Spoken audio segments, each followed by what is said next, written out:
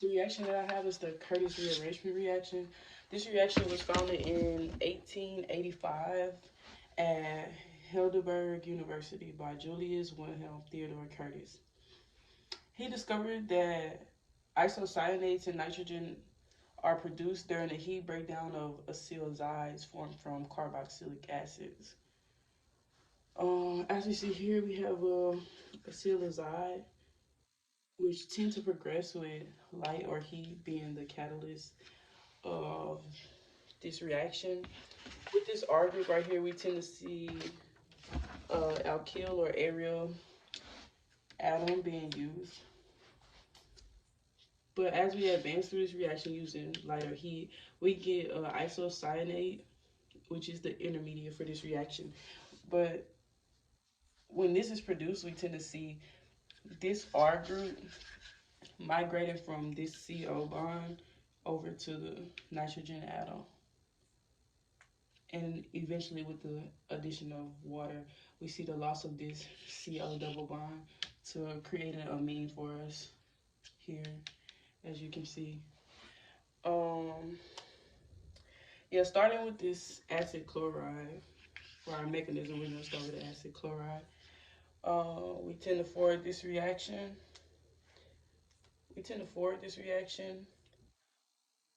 By using NaN2, which I'll draw it for. We tend to forward this reaction using NaN2, which then would push our mechanisms here. This would become electron pushing here, and these electrons will push over to this positive charge, which would then create a positive charge on your middle nitrogen, which then you can get electrons over from your first nitrogen you see here. These are your intermediates of the start of this reaction.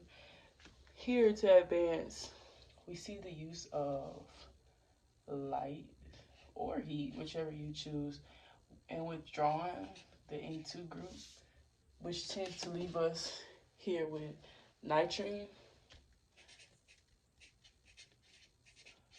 which nitrine is going to be quenched. Nitrine is like a radical, so we know that it should be quenched here at this point. But as far as the electron pushing moving forward, we see this bond going to the nitrogen, and we see the electrons from nitrogen pushing over into this bond. That then moves over to give us the isocyanate, which we see here, our intermediate. So I'll just label this so we know what we're looking at. So that gives us the isocyanate, where we see as said before, we see our R group migrating, which is this electron pushing, so our R group migrating to the other side, and this double bond here forming for our nitrogen carbon bond.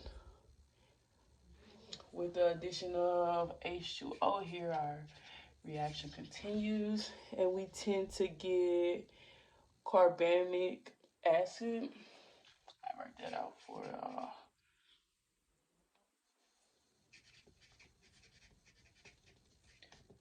carbamic acid, where we see we have a positive charge on our nitrogen and a negative on our oxygen, which we need to get rid of. This is also an intermediate for us as well, because carbamic acid, we see carbamic acid.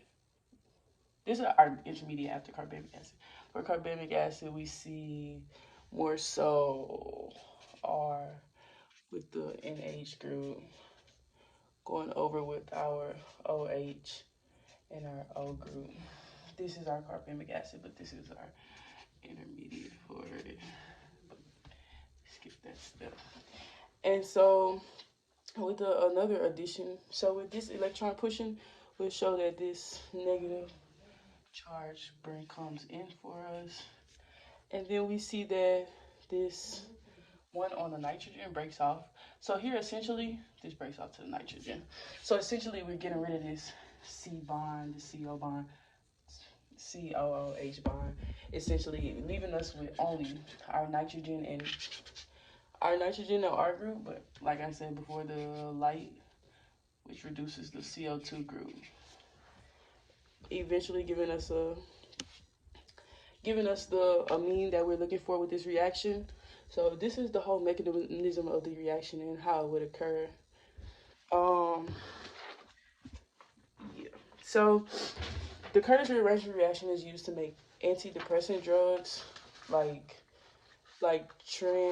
trinicite promine, commonly used to treat certain types of depression. It has been frequently utilized in organic synthesis since the discovery of amine-derived functional groups such as ureas or urethanes. And if you don't know what that is, we see it here. Urea is like nitrogenous end product of metabolic breakdown of the product proteins in mammals and some fishes, which is often seen. Uranthinus is like colorless urethane. Um, yeah, it's mainly used in the production of amino resins, but it's also used to manufacture like pesticides, fumigants, cosmetics, and pharmaceuticals. In a lot of cases. Uh, yeah. So here we see an acylamine, and we're gonna continue these. So here we see acylamine, and not only do it make amine, but it also make other things like here with our acylazide. I said amine, acylazide, and our isocyanate we can use to get this amine. We can use just regular water, but in order to achieve carbamate,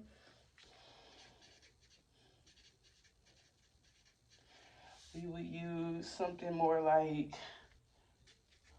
OH. Anything combined with OH would give us more so that. And I just discussed the urea derivative,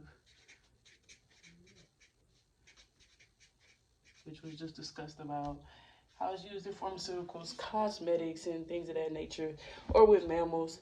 This is typically one of the derivatives of that, and we tend to see this formed with amine group attached to anything when going over during our reaction. Okay, so here we talk about preparing azides. As mentioned before, the reaction takes place on heating a acyl azide that is itself prepared by a nucleophilic acyl substitution of an acid chloride. So the acid chloride turns into amine by reacting with azide ions, followed by heating with water, if that makes sense. As we see here, we see, heat and water, heat and water here. We see heat or light in water here. So with the azide preparation,